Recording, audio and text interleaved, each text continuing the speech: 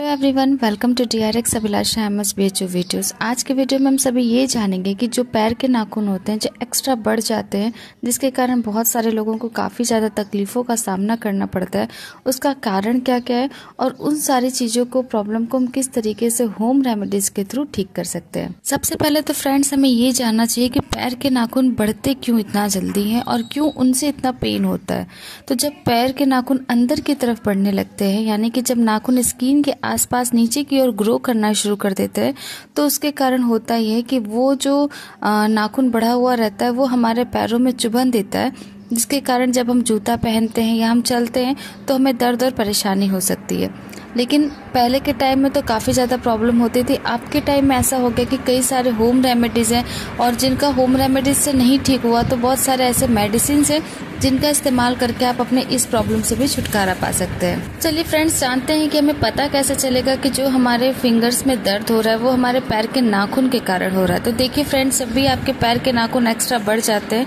यानी अगर आपको पैर के नाखून बढ़ने के कारण प्रॉब्लम हो रही है अपने पैर में, तो वो जो भी जगह होगा, यानी कि जो अंगूठा है या कोई भी उंगली है जिसमें ये नाखून बड़ा है, खासकर अंगूठे में होता है, तो उसके पास में जो है वो सूजन आने लगती है और वो जो फिंगर है वो थोड़ा सा उभर जाएगा, यानी कि फूल जाएगा। आप इसको कंपेयर कर सकते हैं अपने दूसरी उंगलियों से। आप उस उंगली से और अपने जो ये सूजी हुई उंगली से उसको आप कंपेयर करके आप ये समझ सकते हैं कि कौन सी उंगली में आपको पेन हो रहा है। और वो उंगली का अगर अंगूठे का नाखून के बगल वाला अगर सूजन है, यानी वहाँ पे स्वेलिंग है, तो वो आपका जो प्रॉब्लम है वो पैर के नाखून बढ़ने के कारण ही है। इसके साथ ही आप इसको इस तरीके से भी अनुभव कर सकते हैं कि जहाँ पे भी स्वेलिंग होगा, अगर आप उसको हल्का सा भी पिंच करेंगे यानी दबाएंगे तो वहाँ पे और भी ज़्यादा दर्द होगा। और वो जो दर्द होगा वो लालिमा के साथ होगा, यानी रेडनेस के साथ होगा, यानी आपके पैर के नाखून बड़े हैं और जो आपका पेन हो रहा है वो उसी के कारण हो रहा है। इसको आप कुछ इस तरीके से भी ठीक कर सकते हैं कि आपको चेक करना होगा कि कितनी दूरी तक ये पेन है, मतलब वो नाखून कहाँ तक बढ़ रहा है। और अगर आप उसको ठीक कर सकते हैं तो उसको थोड़ा सा नीचे से उठा के जो नेल कीपर होते हैं जिनसे आप नाखून काटते हैं, उनसे आप उसको कट करके निकाल सकते हैं। बहुत ज़्यादा नाखून का कोना भी नहीं काटना चाहिए। कई सारे लोग होते हैं जब जिनके नाखून लगातार बढ़ते हैं, जिसके कारण उनको हमेशा ये प्रॉब्लम झेलनी पड़ती है, तो वो नाखून के कोनों को ही काट देते हैं। कोनों को काटने से होता ये है कि उनको ऐसा लगता है कि अब हमारा जो नाखून है वहाँ पे ग्रोथ जल्दी नहीं होगी और हमारा नाखून अब नहीं धंसेगा या नहीं बढ़ेगा। लेकिन एक्चुअली में ऐसा होता नहीं। जब भी हमें नाखूनों को काटना चाहिए तो एक लेयर में ही काटना चाहिए, कोनों को ज़्यादा नहीं काटना चाहिए। कोनों को ज़्यादा काटने से होता ये कि वो कोने बहुत ही तेज़ी से ग्रोथ करते हैं, जिसके कारण जो नाखून बढ़ने की प्रोसेस है वो और तेज़ी से होने लगता है, जिसके कारण वो लोग और भी ज़्यादा परेशान हो जाते हैं। बहुत सारे लोग हैं जिनको ये प्रॉब्लम रेगुलरली बेसिस पे ही होता है, तो ऐसे सही कई सारे लोग इसका इस्तेमाल, इसका कह सकते हैं घरेलू इलाज अपने घर पे ही कर सकते हैं। लेकिन जो लोग डायबिटीज़ के पेशेंट हैं या जिनको अन्य डिजीज है, जैसे नर्व डैमेज है या जिनका ब्लड सर्कुलेशन ठीक नहीं रहता, तो ऐसे लोगों को होम रेमेडीज से थोड़ा बचना चाहिए। उनको तुरंत डॉक्टर के पास जाना चाहिए। मतलब अगर आपको ये प्रॉब्लम हो रही है, 2 दिन हो गया और 2 दिन के बाद भी ये दर्द नहीं कम हो रहा है, तो ऐसे पेशेंट जो डायबिटीज़ के हैं या जिनका नर्व डैमेज है या जिनका ब्लड सर्कुलेशन ठीक नहीं रहता, उन्हें होम रेमेडीज को छोड़ के डॉक्टर के पास तुरंत जाना चाहिए। चलिए फ्रेंड्स, आज के वीडियो में हम सभी ये भी डिस्कशन करते हैं कि इनका घरेलू उपचार क्या है, यानी कि ऐसे लोग जो अपने पैरों के नाखूनों का इलाज घर पे कर सकते हैं वो किस तरीके से करें। तो सबसे पहला जो है वो आपको अपने पैरों को गर्म पानी में भिगाना, यानी कि एक बड़े बाउल या बाथ टब ले जिसमें गर्म पानी भरकर उसमें पैर डुबाए। मतलब ऐसा रहे कि जितनी भी उंगलियां हैं वो सारी उस पैर पानी में डूब जाए। इससे क्या होगा कि सूजन और दर्द दोनों ही कम होने में काफ़ी ज़्यादा मदद मिलती है। और इस पानी में लगभग आपको 15 मिनट तक पैर को डुबाए रखना है और ऐसा दिन में आपको 3 से 4 बार रिपीट करना है, जिससे कि ये प्रॉब्लम बहुत ही ज़्यादा कम होने लगती है। जब ये पानी में आप डुबाएंगे अपने पैरों को, तो उस पानी में पहले से भी आपको कुछ और भी ऐड करना है, जैसे कि एक आता है एप्सोम सॉल्ट,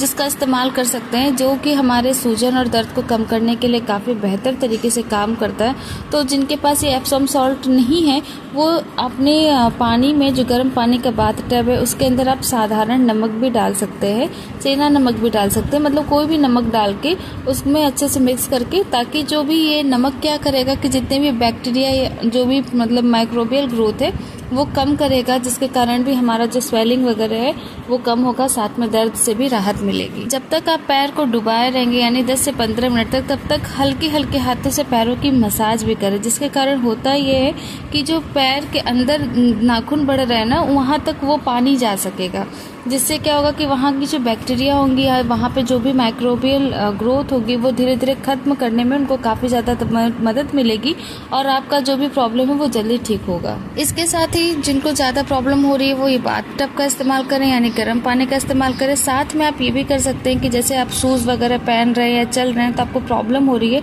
तो आप ऐसे शूज़ वगैरह का सैंडल का इस्तेमाल करिए जो सामने से ओपन हो, ठीक है। ऐसे सैंडल्स का इस्तेमाल करने से आपको फिंगर्स दबेंगे नहीं अपने जूतों में और उससे उनको काफ़ी ज़्यादा आराम मिलेगा। इसके साथ ही जब भी आप अपने बाथ टब में पैरों को डालें तो जब उसको निकालें तो अच्छे से कॉटन से पोंछ के वो जो फिंगर है जहाँ पे वो उंगली धंस रही है या जो नाखून बढ़ रहे हैं उस नाखून को हल्का सा उठा के वहाँ पे आपको बैंडेज लगा लेना है या फ्लॉप को मोड़ के लगा देना है, जिसके कारण होगा क्या कि वो नाखून जो है हमारे स्किन से दूर रहेंगे और वो जल्दी ठीक होंगे। ये जो प्रोसेस है यानी जो बैंडेज लगाने का है ये भी आपको हर दिन चेंज करना होगा, क्योंकि अगर ये ज़्यादा दिन तक आप रेगुलर इसको करेंगे तो जब भी पानी में डालेंगे फिर पैर को फिर निकालेंगे तो उससे क्या होगा कि वो बैंडेज भी भीगता रहेगा, जिसके कारण वो वहाँ तक जो नमक वाला पानी है ना वो हमारे पैरों के नाखूनों तक वहाँ तक नहीं पहुँच पाएगा, जिसके कारण भी जल्दी समस्या नहीं ठीक होगी। तो ये जो बैंडेज यानी कि आपको पानी में डिप करना निकालना है, तो ये जो बैंडेज आपने लगाया होगा नाखूनों पे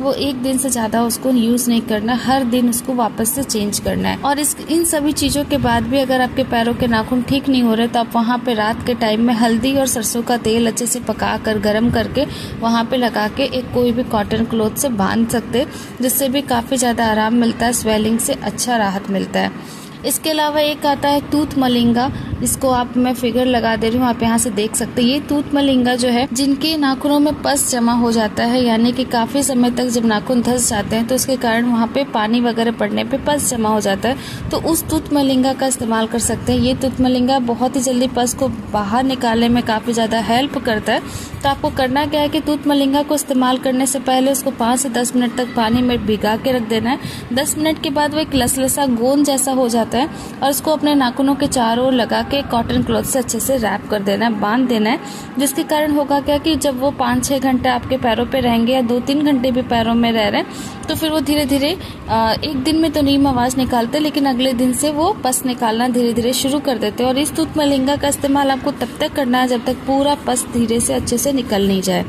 पस निकलने के बाद आप वहाँ पे कोई भी मलहम जैसे बीटाडीन वगैरह या कोई भी दर्द निवारक क्रीम या घाव भरने वाली क्रीम का इस्तेमाल कर सकते हैं। इसके साथ ही जिन लोगों का पस बहुत ज़्यादा प्रॉब्लम दे रहा है, यानी जिनका पस नहीं निकल पा रहा, तो वो डॉक्टर के पास जाके या जो पैरों के डॉक्टर है उनके पास जाके वो वहाँ पे उनका सर्जरी छोटा सा चीरा लगा के वो सारे पस को निकाल के वो बैंडेज कर देते हैं, जिसके कारण भी वो जल्दी ठीक हो सकता है। साथ में कुछ दर्द निवारक और सूजन वगैरह कम करने की कुछ दवाइयाँ और मलहम दे देते हैं, जिससे भी आपकी ये पैर वाली प्रॉब्लम ठीक हो सकती है। उम्मीद है फ्रेंड वीडियो पसंद आया होगा, तो चैनल को like share subscribe. Thank you.